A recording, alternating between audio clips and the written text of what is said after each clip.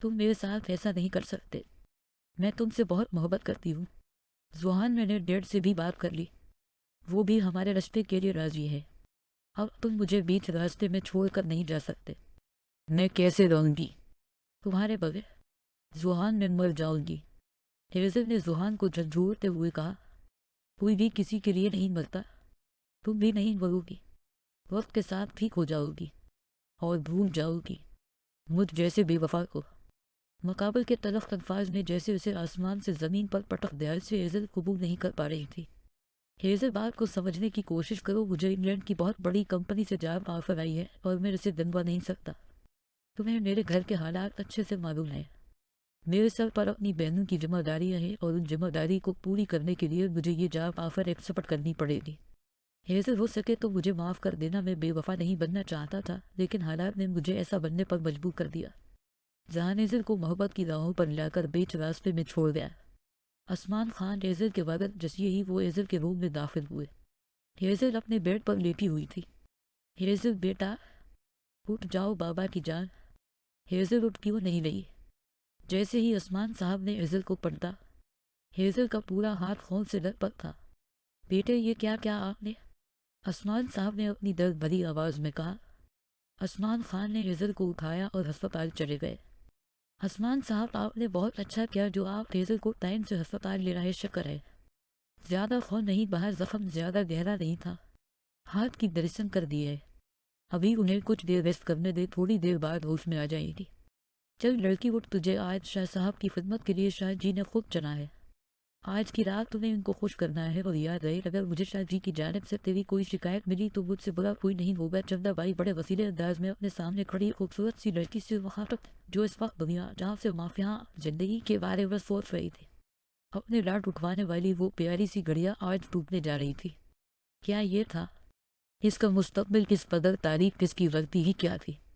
محبت کرنا، وہ بھی ایک ایسے شخص سے جو بچپن سے ہی اس کی ذات کا مالک رہا تھا۔ وہی آج اسے اس مقام تک لے آیا تھا جہاں اس کے پاس جینے کے لیے یہی آخری راستہ تھا۔ محبت بھی کیا ظالم شے ہے، جس سے ہو جائے وہ خاص ہو جاتا ہے اور جو کر لے وہ خاک ہو جاتا ہے۔ محبت جب انسان کو نوازتی ہے تو خوش بخت بناتی ہے، اور جب چھینتی ہے تو سانس تک کا محتاج بنا دیتی ہے۔ یہی تو ہے محبت، کسی بے محل سے ہو جائے تو جا کا آزاد بن جاتی ہے۔ چندہ بائی، پلیز مجھے شاہ صاحب کی خدمت میں پیش نہ کرے، میں یہ کام نہیں کر سکتی، آپ کو خدا کا واسطہ ہے، مجھے اس زندگی کے دلدل میں نہ دسی دے، مجھے بخش دے۔ اس نے چندہ بائی سے ہاتھ جوڑتے ہوئے رد جائے، چھوڑ میرے ہاتھ لڑکی۔ چندہ بائی نے اس کا ہاتھ جھٹکتے ہوئے غصے سے کہا، تجھے اب یہ کام کرنا ہی پڑے گا، اب تو اس دلدل سے کبھی نہیں نکل سکتی۔ شروع میں مشکل ہوگی، آہستہ آہستہ عادت ہو جائے گی، جب پیسہ منہ کو لگے گا نہ تو یہ سب اچھا لگنے لگے گا۔ چندر بائی نے قہر آلود لہجے میں کہا، نیلم پکڑ اسے اور چھوڑ اور اسے شاہ سائے کے قدم میں۔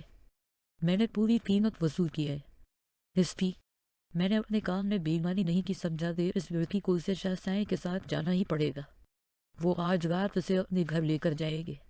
بڑی قسمت والی ہے تو لڑکی جسے شاہ سائے اپنے گھر لے کر جا رہے ہیں، بڑے امیر ہے شاہ سائے، تیری تو قسمت کھل گئی۔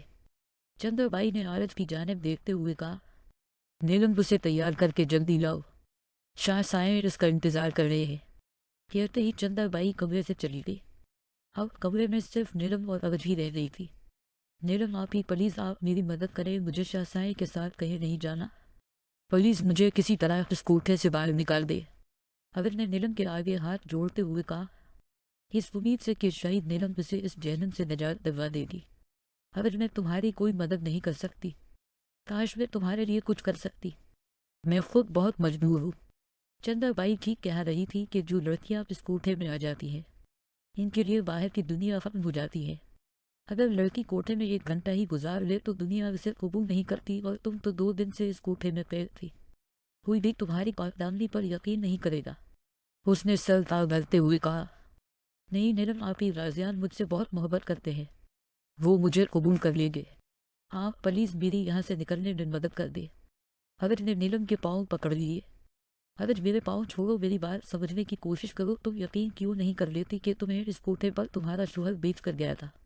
نہیں، میں اس بات پر یقین نہیں کر سکتی کہ میرے غازی میرے ساتھ ایسا کریں گے۔ وہ تو مجھے کبھی سوئی سے بھی تکلیف نہ پہنچائے، وہ مجھے کبھی بھی اس زندگی کے دلدل میں پھینک جائے، میں کبھی بھی اس بات پر یقین نہیں کر سکتی۔ اگر حقیقت کو قبول کر لو، یہی تمہارے لیے بہتر ہے۔ یہاں سے تم کسی صورت نہیں نکل سکتی۔ میں تمہارے لیے دعا کروں گی کہ خدا شاہ سائیں کے دل میں تمہارے لیے نرمی پیدا کرے۔ چلو میں تمہیں تیار کر دوں، شاہ سائیں تمہارا انتظار کر رہے ہو۔ نیلم کے انکار پر عوض کو اپنی آخری امید بھی ختم ہوتی نظر آئی۔ اے میرے اللہ، میری عزت کی حفاظت کرنا، میں اپنے شوہر کی امانت میں خیانت نہیں کرنا چاہتی۔ میرے رب مجھ پر اپنا کرم نازل فرما، جس طرح اب تک میری حفاظت کی، آگے بھی مجھے محفوظ رکھ۔ اے رب، اب تیرا ہی آسرا ہے۔ حضرت نے دکھی دل سے اپنے لیے دعا کی۔ ہیزل نے جیسے ہی اپنی آنکھیں کھولی، اسے احساس ہوا کہ وہ ہسپتال میں ہے۔ تو کیا میں زندہ بچ گئی؟ لیکن کیوں؟ میں زوہان کے بغیر کیسے رہوں گی؟ وہ زار زار روتی ہے۔ اسی وقت عثمان صاحب کمرے میں آئے۔ کیا ہوا؟ رو کیوں نہیں ہو میری جان؟ ہاتھ میں درد ہو رہا ہے کیا؟ نہیں بابا جان، ہاتھ میں درد نہیں ہو رہا، دل میں درد ہو رہا ہے۔ ایسا لگ رہا ہے یہ سانسیں سینے میں رٹک رہی ہے۔ اس نے زور سے اپنے بال نوچنا شروع کر دیے۔ زوہان نے ایسا کیوں کیا بابا؟ وہ مجھے کیسے چھوڑ سکتا ہے؟ اسے پتا تھا کہ میں اس کے بغیر نہیں رہ سکتی، پھر بھی اس نے مجھے چھوڑ دیا۔ میری جان سنبھالو خود کو، پہلے رونا بند کرو، چپ ہو جاؤ۔ عثمان صاحب نے ہیزل کو دلاسا دینے کی کوشش کی۔ بابا جان مجھے رو لینے دے، میں جس سے بھی پیار کرتی ہوں وہ مجھے چھوڑ جاتا ہے۔ پہلے موما چلی گئی، پھر عوض اور غازی بھائی کا کچھ پتہ نہیں چلا کہ وہ کہاں ہے، اور اب زوہان۔ بابا میں اب کسی سے پیار نہیں کروں گی۔ ہیزل بس کر دو بیٹا، آپ کے آنسو مجھے بہت تکلیف دے رہے۔ کیسا باپ ہوں، اپنی بیٹی کے لیے کچھ نہیں کر سکتا۔ میں اس وقت بہت بے بس ہوں، چاہ کے بھی اپنی بیٹی کو اس کی خوشیاں نہیں لوٹا سکتا۔ بہت برا ہو نہ میں۔ نہیں بابا، آپ بہت اچھے ہیں، میری زندگی ہے، میرے جینے کی وجہ۔ کہتے ہی وہ عثمان صاحب سے لپٹ گئی۔ اب مجھے مضبوط بننا ہوگا، میں کسی بے وفا کی وجہ سے اپنے جان سے زیادہ پیارے بابا جان کو دکھی نہیں کر سکتی۔ میری بہادر بیٹی، عثمان صاحب نے روتے ہوئے کہا۔ فارم ہاؤس میں عثمان خان اپنی بیٹی ہیزل خان کے ساتھ رہائش پذیر ہے۔ عثمان صاحب کی بیوی کی ڈیتھ آج سے 3 سال پہلے ہو گئی تھی۔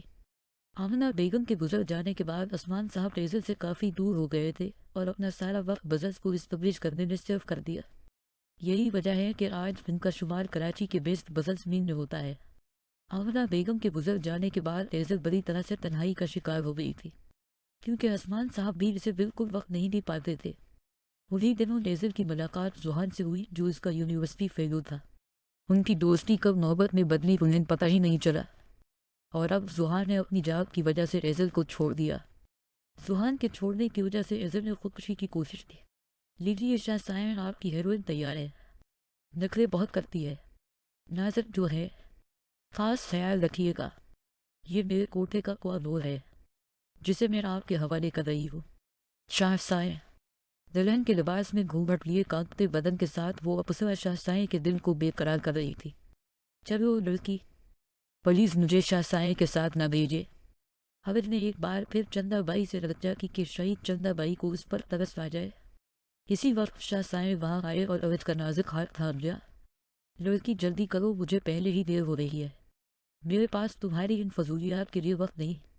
شاہ سائیں نے اس کے ہاتھ پر اپنی گرفت مضبوط کی اور اسے گھسیٹتے ہوئے کار میں بیٹھایا۔ میری جان کیا کر رہی ہے؟ ہیزل جو گہری سوچ میں گم تھی، عثمان صاحب کی آواز سن کر چونک گئی۔ بیٹا، 2 دن سے آپ اس کمرے میں بند ہو، خود کو تکلیف مت پہنچاؤ۔ بابا جان کچھ وقت تو لگے گا، اسے زوہان ڈھونڈنے لے۔ کہتے ہی اس کی آنکھوں سے آنسو بہنے لگے۔ ہیزل بابا کی جان مت لو، آپ کے آنسو مجھے کنزور کرتے ہیں۔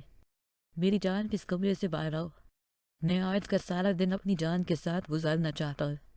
جلدی سے فریش ہو کر آ جاؤ، آج ہم مل کر کوکن کریں گے۔ ٹھیک ہے بابا جانی، میں ابھی آتی ہوں۔ کچن میں عثمان خان اور ہیزل کوکن کر رہے تھے۔ اب بابا، یہ آپ نے کیا کیا؟ بریانی میں کتنی مرچ ڈال دی؟ میں نے کہا تھا 1 چمچ ڈالے گا، آپ نے 2 چمچ ڈال دی، تب تو یہ بہت سپائسی بنے گی۔ تو کوئی بات نہیں، آج اپنے بابا کے ہاتھ کی سپائسی بریانی سے لطف اندوز ہو۔ بابا، میں اتنی مرچی والی بریانی نہیں کھا پاؤں گی۔ کوئی بات نہیں، میں اپنے بیٹے کے لیے باہر سے بریانی آرڈر کر دیتا ہوں۔ ٹھیک ہے بابا جان، آپ بریانی آرڈر کریں، میں تب تک کچن سمیٹ لیتی ہوں۔ ہیزل پہلے کی طرح چہک رہی تھی۔ اب لگتا ہے ایزل جلد سنبھل جائے گی۔ اللہ پاک میری بیٹی کی مشکلیں آسان کر دے، عثمان خان نے ایزل کو دیکھتے ہوئے